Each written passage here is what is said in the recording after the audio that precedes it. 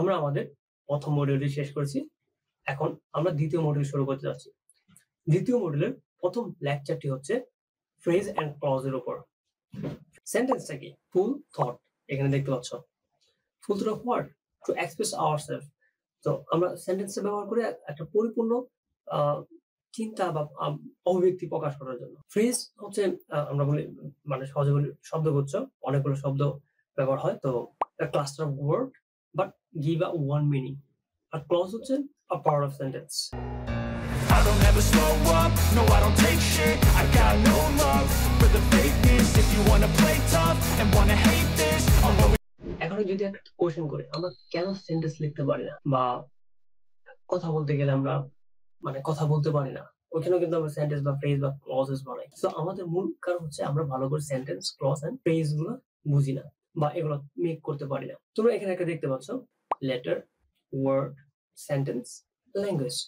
তো এইভাবে কিন্তু আমরা ল্যাঙ্গুয়েজটা পরিপূর্ণ হয়। অর্থাৎ আমি আমাকে প্রকাশ করতে পারবো ওয়ার্ডটা ভালো করে, ওয়ার্ডের ভালো নলেজ থাকতে হয় তার, এবং ওই ওয়ার্ডকে কিভাবে আমি ওয়ার্ড ব্যবহার করে সেন্টেন্স বানাবো সেটা কিন্তু আমার পরিপূর্ণ জ্ঞান লাগবে। তো এগুলো জানার জন্য আমাকে কি করতে হবে? সেন্টেন্সের যে টাইপ, অর্থাৎ ভালো একটা সেন্টেন্স বা আমি লিখতে গেলে বা নিজে কথা বলতে গেলে আমাকে কি করতে হবে?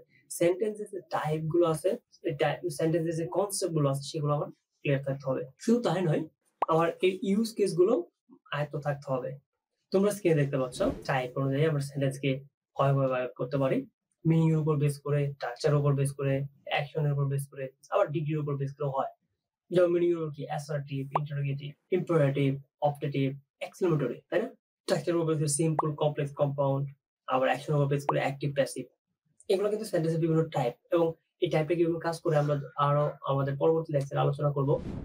তো ফ্রেজ আমরা বলছি গ্রুপ অফ ওয়ার্ডস, যেটা একটা মাত্র মিনিং দেবে, অনেকগুলো শব্দ মিলে একটা অর্থ দেবে, সেটা হচ্ছে ফ্রেজ।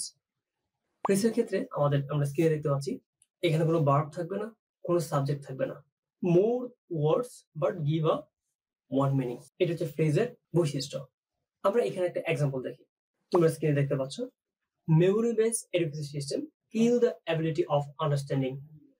এখানে যদি আমরা একটু ভালো করে খেয়াল করি, স্ক্রিনে দেখতে পাচ্ছ memory based education system kills, এটার পরে দ্য অ্যাবিলিটি অফ আন্ডারস্ট্যান্ডিং, এইটুকু অংশ। তাহলে এখানে আমরা দুইটা অংশ দেখতেছি, প্রথম অংশ এবং দ্বিতীয় অংশ কিলস এর আগে পরে, সেটা হচ্ছে ফ্রেজেস।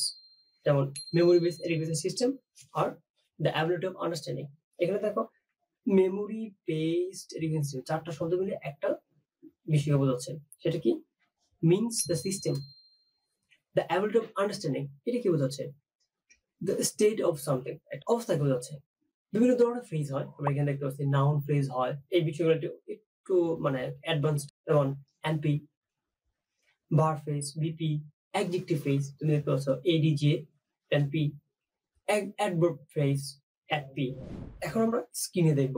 দেখো এখানে আমি আরো এই জিনিসটা হচ্ছে খুবই গুরুত্বপূর্ণ, তোমাকে ফ্রেজটা খুব ভালো করে বোঝাবে। তো তুমি স্ক্রিনে দেখো, আমরা এখানে স্ক্রিনে দেখতে পাচ্ছি memory based education system skill the ability of understanding. So এটা যদি আমরা মানে একটু অ্যানাটমি করি, অর্থাৎ দেহ বিচ্ছেদ বলতে পারো, বাক্যের দেহ বিচ্ছেদ। প্রত্যেকটা যেমন প্রথমটা কি মেমোরি বেসড, এটা একটা অ্যাডজেক্টিভ, এডুকেশন এটা অ্যাডজেক্টিভ, এখানে সিস্টেম এটা নাউন, হচ্ছে কিলস এটা হচ্ছে ভার্ব। হ্যাঁ, তোমরা কি দেখতে পাচ্ছ হচ্ছে ডিটা হচ্ছে দাদা হচ্ছে ডিটারমিনার, অ্যাবিলিটিটা হচ্ছে নাউন এখানে, এবং অফ এটা প্রিপোজিশন, এবং আন্ডারস্ট্যান্ডিং এটাও নাউন। ঠিক আছে? সো এই নাউন, এই শব্দগুলা ব্যবহার করে দেখো। প্রথমে আমরা দেখি এখানে দা অ্যাবিলিটি, এইটা দুইটা মিলে একটা নাউন ফ্রেজ গঠন করছে। আবার অফ আন্ডারস্ট্যান্ডিং, এই দুইটা মিলে একটা প্রিপোজিশনাল ফ্রেজ গঠন করছে। আবার এদিকে আমরা যে দেখি দা অ্যাবিলিটি এবং অফ আন্ডারস্ট্যান্ডিং, এই দুইটা মিলে কিন্তু নাউন ফ্রেজ এন্ড প্রিপোজিশন মিলে আবার একটা নাউন ফ্রেজ গঠন করছে। আবার এদিকে এডুকেশন সিস্টেম, এখানে এডুকেশন অ্যাডজেক্টিভ, আবার সিস্টেম নাউন, এই দুটো মিলে একটা নাউন ফ্রেজ গঠন করছে। আবার যদি খেয়াল করো মেমোরি বেসড এটা একটা অ্যাডজেক্টিভ, আবার এডুকেশন সিস্টেম এই নাউন ফ্রেজ, এই দুটো মিলে গেছে আবার একটা নাউন ফ্রেজ গঠন করছে। আর এদিকে ভার্ব এবং ওই noun phrase the ability of understanding, এইটা মিলে কি হয়েছে? বিপি অর্থাৎ ভার্ব ফ্রেজ গঠন করছে। তো এইভাবে কিন্তু দেখা যাচ্ছে এখানে পুরো একটা সেন্টেন্স গঠিত হয়েছে। আশা করি তুমি ফ্রেজ বা সেন্টেন্সের ফ্যাক্টর গুলো এখানে বুঝতে পারছো। তারপর হচ্ছে ক্লজ। তোমরা সেন্টেন্স দেখতে পাচ্ছ, ক্লজের বিষয়টা হচ্ছে এখানে একটা সাবজেক্ট থাকবে এবং একটা ভার্ব থাকবে। This is part of sentence, but এটা কোনো পরিপূর্ণ থট দিবে না। হ্যাঁ, এরকম একটা নোশন থাকে এখানে। So this is part of sentence. এটা দেখতেছে ইভেন আ সেন্টেন্স, এটা অনেক সময় সেন্টেন্স হতে পারে। যেমন আমরা যদি টাইপ গুলো দেখি, ইন্ডিপেন্ডেন্ট ক্লজ আবার হচ্ছে dependent clause. So independent clause গুলো কিন্তু পরিপূর্ণ একটা সেন্টেন্সের মতো বিহেভ করে, আর ডিপেন্ডেন্ট ক্লজ যেগুলো আছে সেগুলো কখনোই পরিপূর্ণ থট দেয় না। এখানে আমরা যদি ইন্ডিপেন্ডেন্ট ক্লজের একটা এক্সাম্পল দেখি, তোমরা স্ক্রিনে দেখতে পাচ্ছ, আই লাইক অ্যানিমেশন, এটা একটা সেন্টেন্স এবং একই সাথে একটা ইন্ডিপেন্ডেন্ট ক্লজ। তো এখানে যদি আমরা ডিপেন্ডেন্ট ক্লজের একটা এক্সাম্পল দেখি, দ্যাট আর অ্যানিমেটেড, এটা কিন্তু ডিপেন্ডেন্ট। দ্যাট আর অ্যানিমেটেড মানে কোনটা, এখানে একটা মানে একটা আশা থেকে যায়, পরিপূর্ণ হয় না, এর জন্য কিন্তু এটা ডিপেন্ডেন্ট ক্লজ। তো এটা যদি পরিপূর্ণ করি, I like the video that are animated, তোমরা সেন্টেন্স দেখতে পাচ্ছ। আর ইন্ডিপেন্ডেন্ট ক্লজ গুলো হচ্ছে সিম্পল সেন্টেন্সে। আমরা যে আমরা যে কমপ্লেক্স সেন্টেন্স গুলো দেখি, এগুলোর মধ্যে অধিকাংশ ক্ষেত্রে ডিপেন্ডেন্ট ক্লজ দেখা যায়।